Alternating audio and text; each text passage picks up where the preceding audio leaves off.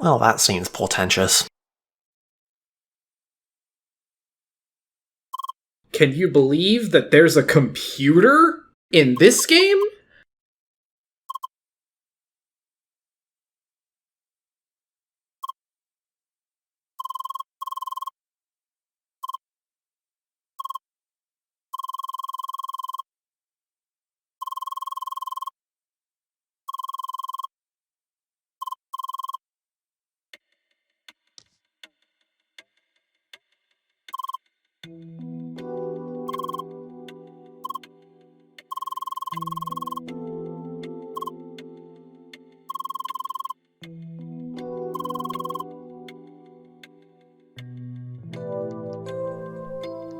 So yeah, there's not really very much to this room, as you can probably guess.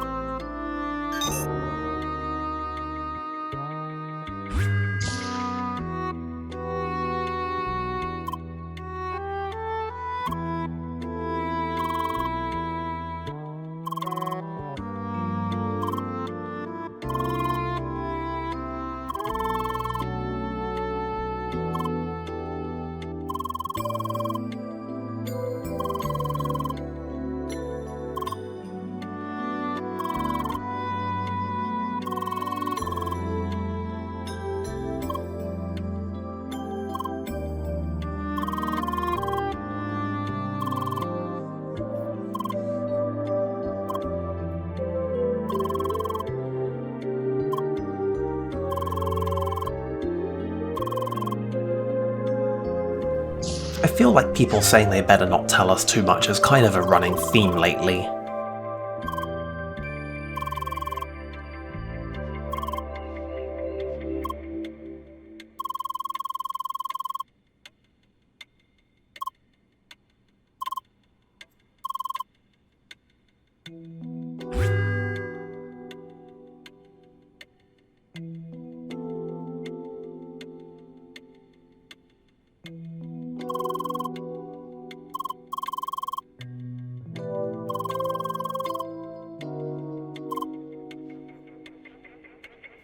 I don't know, Sergey, I feel like we should be able to walk and talk.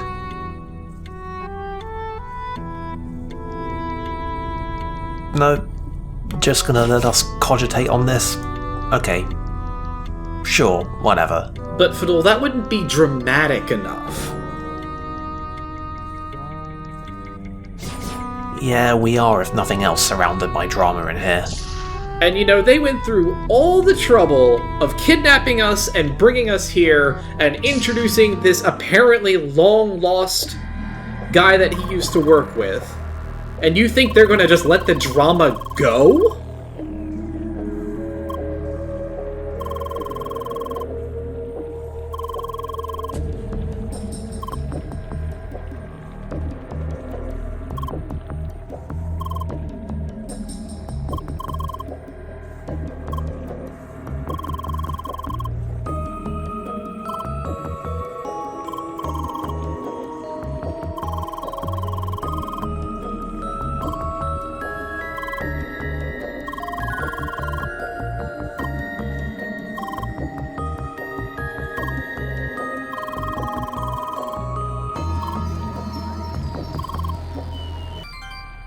Sure, why not?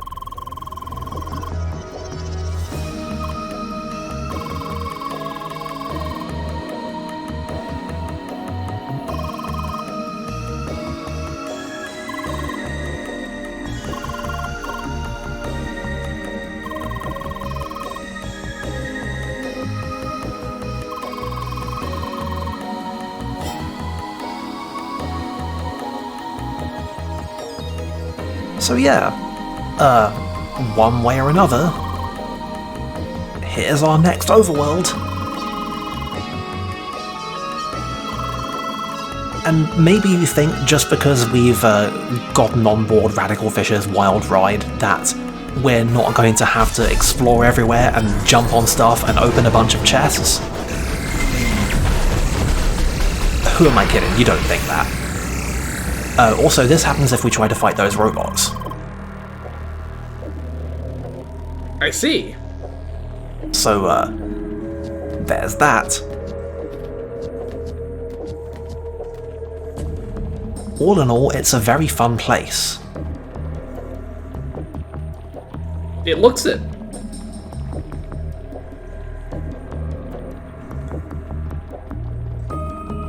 Definitely getting some warm, friendly vibes from this area. And sure enough, we do not get 2 steps out of our erstwhile prison before we start finding stuff to climb and jump around. And chests to open, because... But are there plants to break? Actually, no. There is no unique flora here at all. There are only jumping puzzles and chests. Guess it goes to show you can take the area out of the playground, but you can't take the playground out of the area.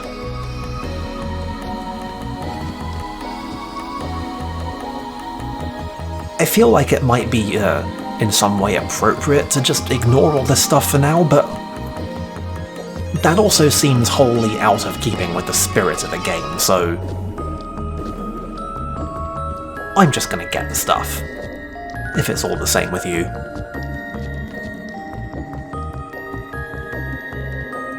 Anyway, we actually can jump down behind that guy and go into the next screen, but suffice to say there's no point in doing that yet. I'm going to guess there's probably just another one right there. Something like that.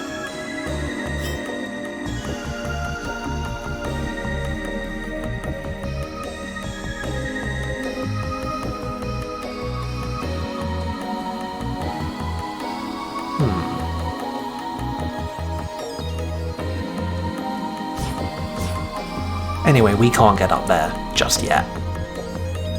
Referring either to the area to the north or the area up above. Take your pick.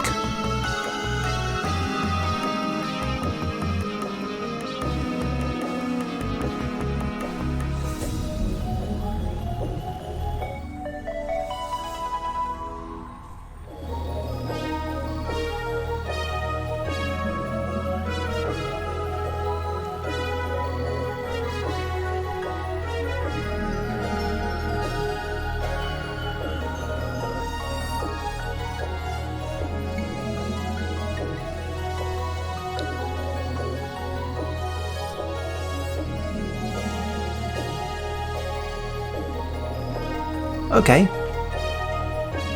Seems normal.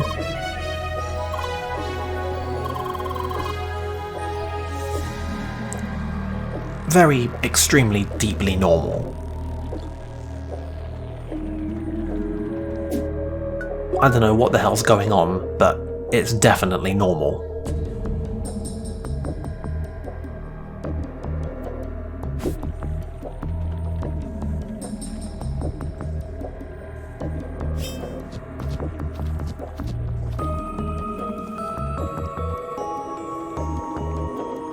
So yeah, naturally there's also a restricted area inside, whatever the hell this is.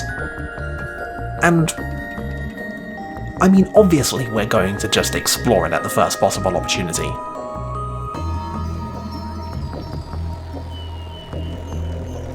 We're gonna do it carefully, but still. Anyway, this is not how you do it. You actually can make a pretty decent show of fighting these guys, it's just that, you know, they cheat. Also, you know, the giant homing laser that obliterates your health. But like I said, they cheat. Anyway, you can actually just run up into that gap. It's fine. So yeah, this whole bit is just this whole proto-Metal Gear deal.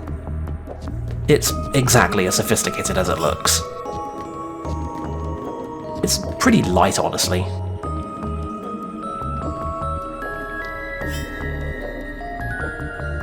I'm not completely sure how them detecting you on a higher elevation actually works. Because sometimes they can do it, and sometimes they can't. Yeah, I was gonna ask, like, how does their vision work? Is it just like a straight cone, or, like, can they see up and down? There is definitely some kind of 3D extent to it, although how if I know exactly what it is? But there are times when they're able to detect me on the pipes, and there are times when they just walk over them. Not really fully sure. We'll see in a minute, actually. Like, that one was definitely fine, but we're, like, several elevations above him. I mean, that's not what the light is showing me, but yeah, we are definitely... But this guy gets me. And annoyingly, you can't open chests while you're in combat, so...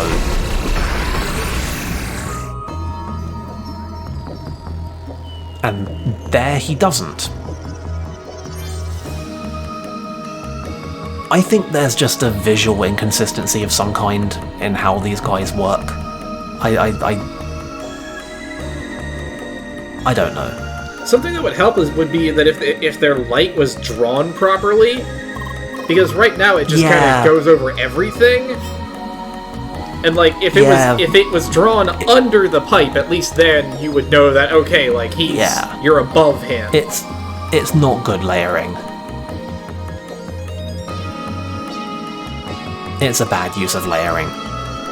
Anyway, I guess our reward for all that is we get to come back here and actually get this chest.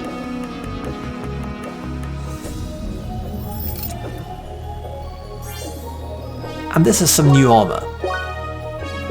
It's good, we want it. This is going to immediately displace the ramming shell. But look at that, that's a nice even elemental resistance, and it gives us a flash step, which is slightly extends your iframes on your dodge. So that's nice. Anyway, fine, okay, let's do what we were told to do.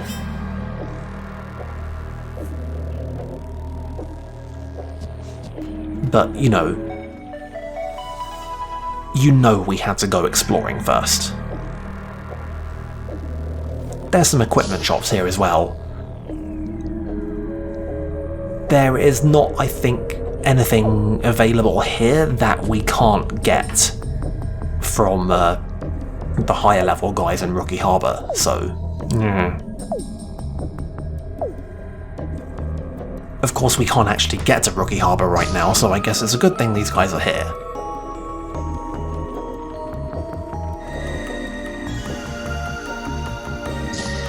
Anyway, I was just kidding before, we're going to continue exploring.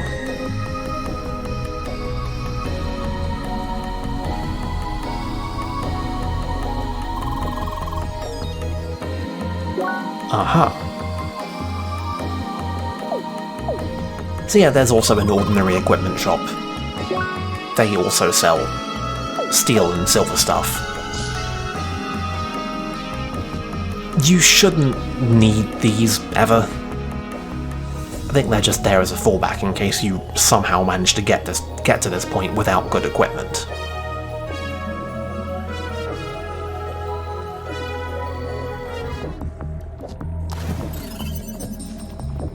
Anyway, there's a very cheeky use of layering here to hide the rock on which you're supposed to jump to get over here. But instead I did the weird sequence break tech to get over here. It's fine.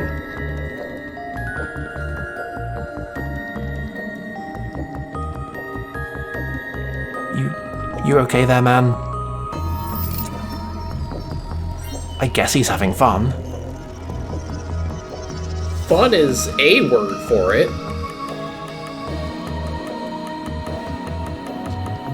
Anyway, I believe I've mentioned a couple times the pathfinding AI in this game.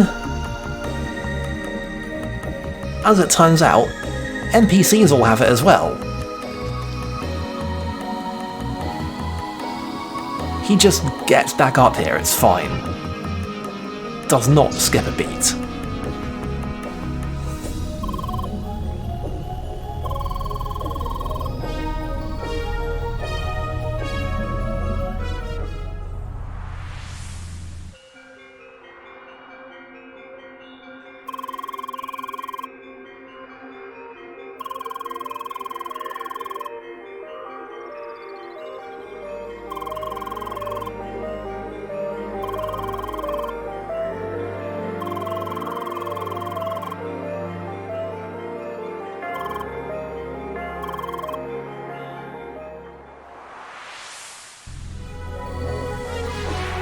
Okay. Seems a bit less wordy than they usually are.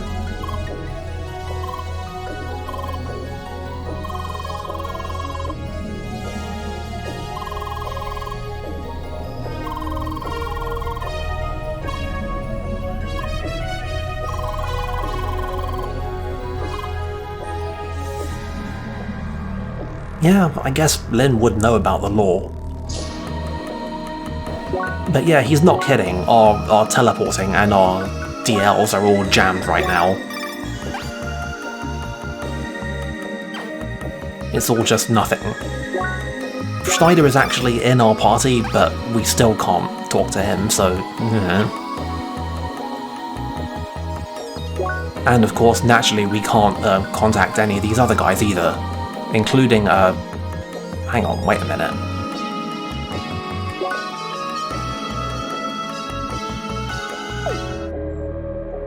That seems like a weird glitch. Well, whatever, let's just go and do this incredibly brief quest. Well, I say brief quest. I get the feeling this is not going to be a very brief quest. Right, yeah. I say brief quest, I mean that the quest brief was brief. We're still gonna have to do some tasks. And also fight some new enemies. Did I mention the new enemies?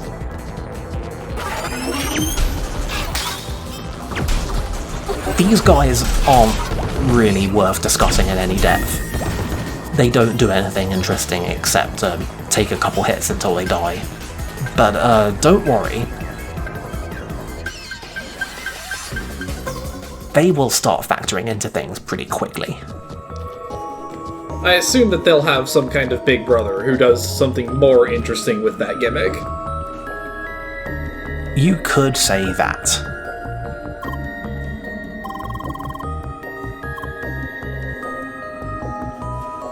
Okay, good. Again with the normal comments.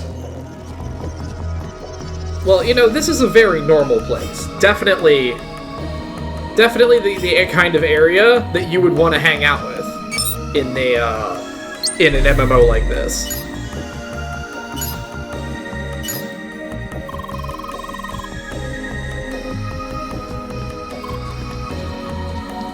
So yeah, once again, I have massively inconvenienced myself via my habit of always trying to habitually explore ahead of the plot. But not too much. It turns out that we actually do most of the exploration in this area in service of the plot, such as it is. We have to reach each of the glowing spots, and each time we do, we have to solve a little puzzle. Anyway, Schneider, you might recall, is literally double our level. So...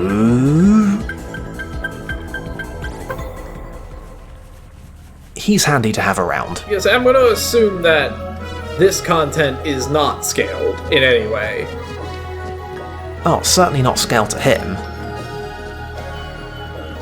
I don't think I ever made a point of showing it, but if we were to examine these guys with our examined senses, they would be roughly our level.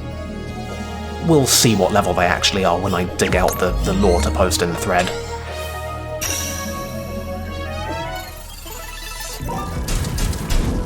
The other thing about Schneider that's notable is that he's a Triblader. We've not had one of those in our party yet, but the game has made pretty clear what they're about and how they roll.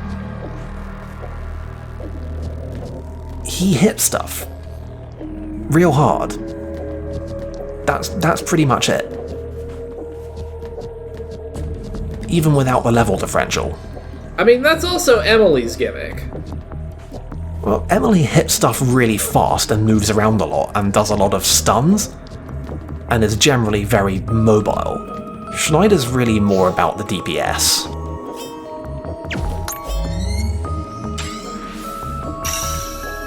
He also has a couple techs that he'll use. Basically, he has all of the standard area attacks, So he has Flame Whirl, or as Tribladers apparently call it, Flammenwirbler. It literally is just Flame Whirl in another language. I assume German, based off of, Schneider's Everything? You think? What possibly could have given you that idea? But yeah, apparently just attacks in other languages are just a thing in this game. We mentioned Emily's Falcon Punch before. It turns out I missed the extremely obvious reading. It actually literally is just Faucon Poix, or literally Falcon Punch, transliterated very directly into French. But it was so obvious that I walked right past it.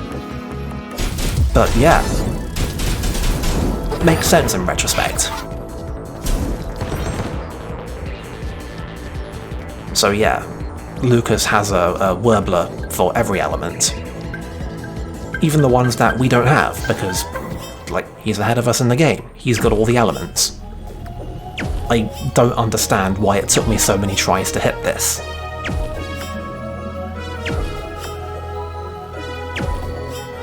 And in the grand tradition, I was shooting at where it was, and not where it was going to be. Rookie error.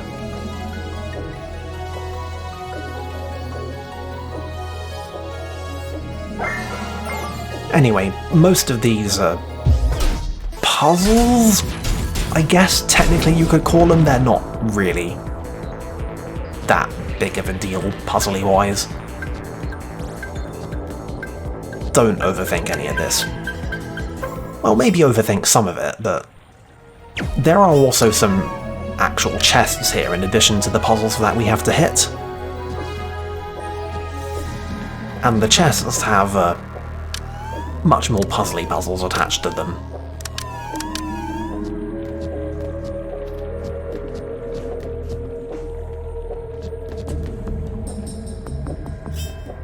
It took me a while to spot this because once again, those corners in the negative space are weirdly difficult to actually perceive.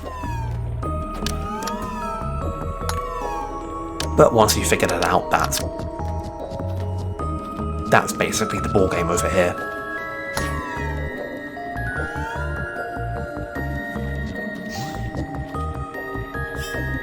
This one is, as you can see, by a mile, the most actually puzzly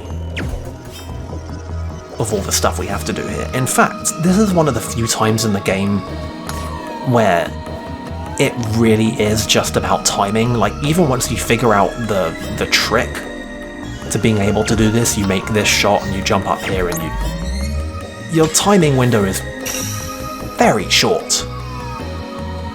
Yeah, that looked really brutal.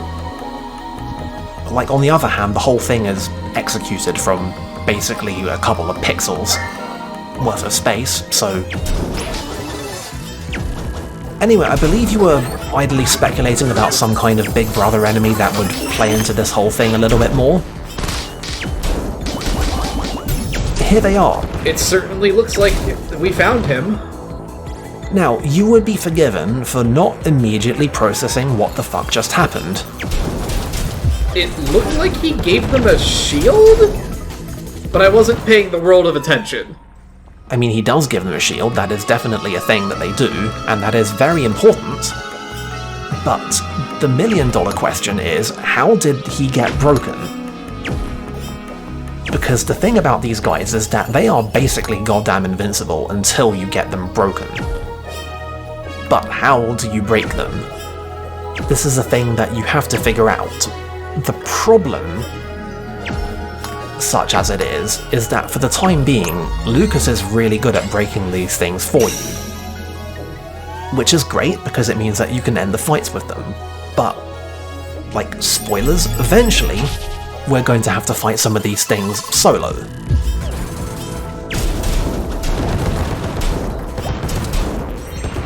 So you need to figure out how to break them.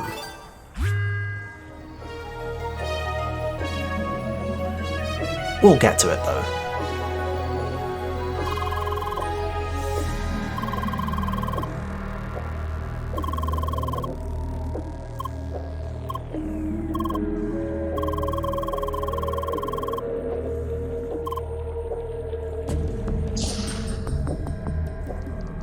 makes sense.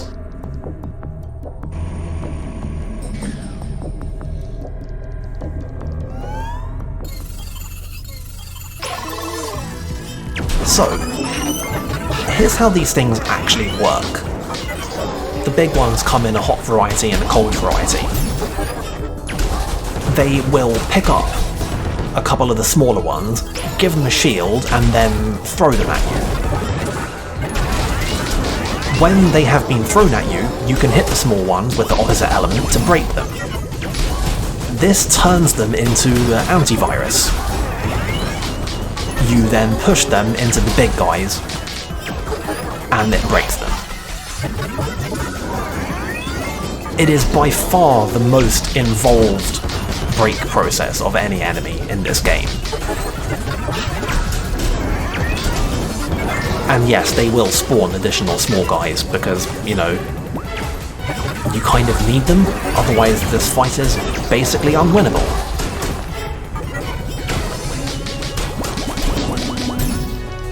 You can just do microscopic amounts of chip damage at them and kill them that way, but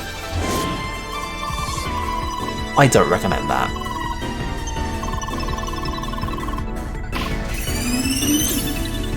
Anyway, now we have to fight an enemy that's literally double our level, and by fight I mean hang the hell back, try not to die, and wait for Lucas to do his thing.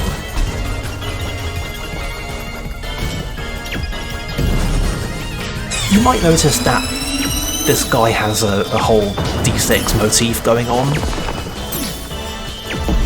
If you look him up in the encyclopedia, you'll see that he is literally named RNG.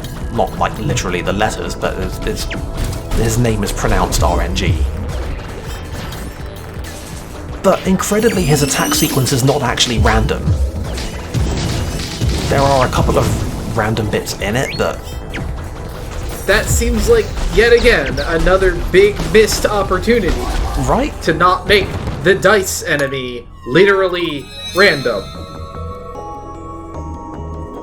I mean, if you don't know that it's not random, you might as well believe that.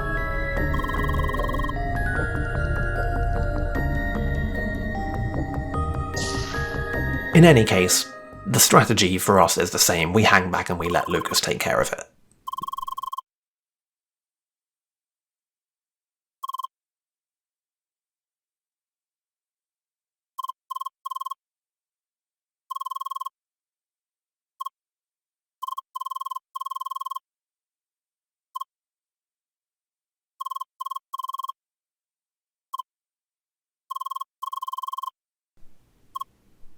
Oh, you think?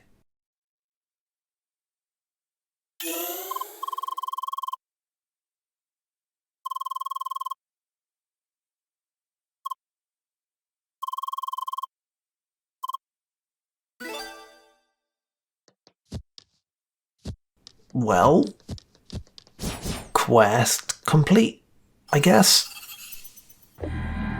There were stairs in the entrance to this place. Did they go anywhere? No.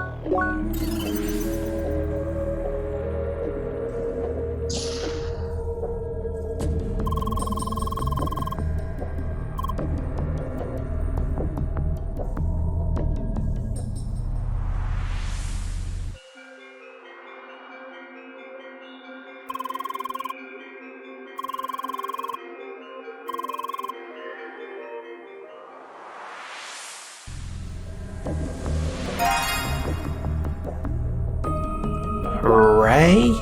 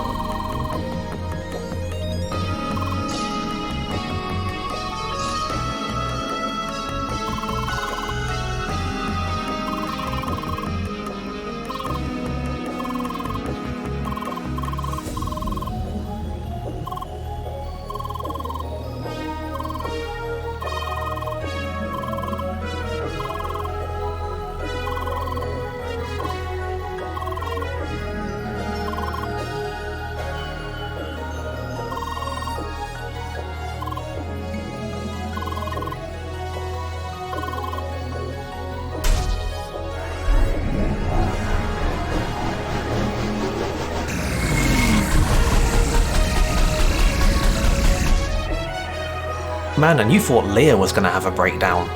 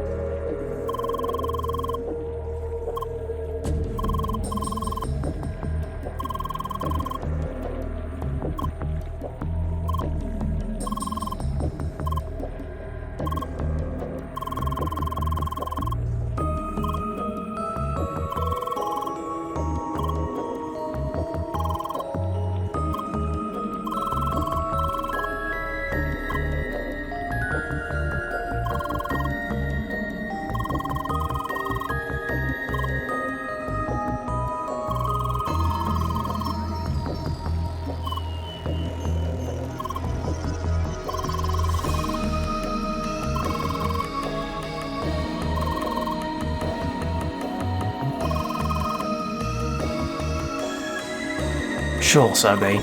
You'll tell us later. That's what he said at the start of the video, too.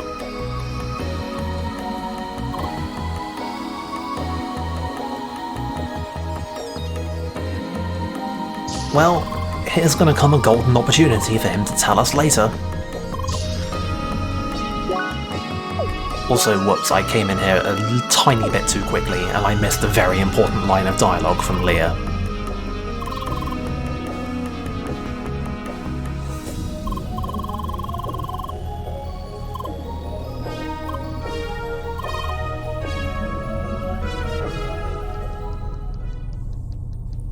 Well, this all seems normal as fuck.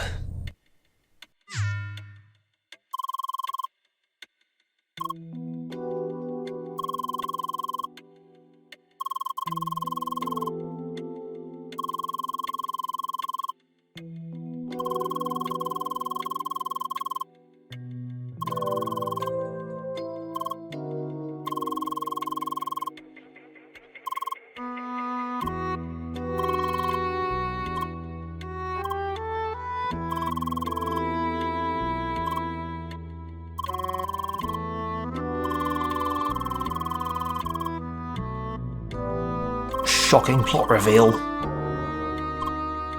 I'm certain that absolutely nobody guessed that.